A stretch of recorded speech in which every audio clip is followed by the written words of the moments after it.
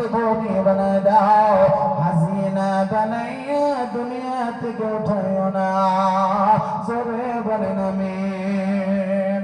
আমার বড় বাবারা ইফতিকার আলম ভাই 10,000 টাকা দিয়ে দাঁড়াইল। হুজুর গো, মা বাবার জন্য দোয়া করেন। মহাব্বতে, আল্লাহর মহাব্বতে যদি দিতে পারলো জানলে আপনাদের এলাকার মধ্যে কত ধনী মানুষ আছে, ও বাজান, কত যুবক একবার চলে গেল, দ্বিতীয়বার বাড়িতে ফিরে আসে নাই, বিবিকে বলতে পারে নাই, মারে বলতে পারে নাই, বাজারে চলে গেল। সন্তান 1.5 বছর 2 বছর সন্তান কোলে চুমা দিয়া কোলের মধ্যে লইয়া রে কত আদর করিয়া রাখিয়া চলে গেল।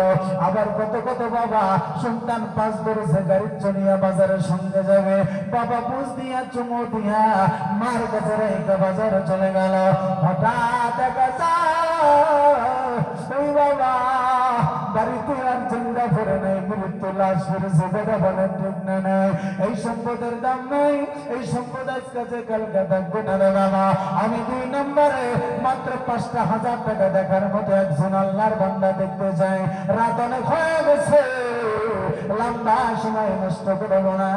ও বাচ্চার একজন আল্লাহর বান্দা 5,000 টাকা দেখতে চায়।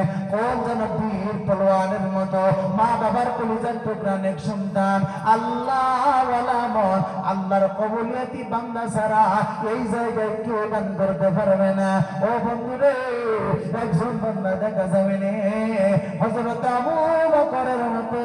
লিল্লাহি তাকবীর, লিল্লাহি তাকবীর। বড় ভাই আসো না, আসো, আমার ছোট ভাই আসো। রব্বুল আলামিনের নামটা কি? মন আমার ছোট ভাই। আল্লাহ তাআলা রব্বুল আলামিন তোমার দরবারে 5,000 টাকা দান করিয়ে দিল। আল্লাহ গো, ছোট মানুষ মুখে এখনো দাড়ি গজাই নাই, আল্লাহ তাআলা 5,000 টাকা দান করিয়ে দিল। আল্লাহ আমার মন ভাই আল্লাহ কবুল করো। রব্বুল আলামিনের দরবারে আল্লাহ মনমনের জীবনের গুনাহ মাফ করো, মনমনের মা বাবার জীবনের গুনাহ মাফ করো।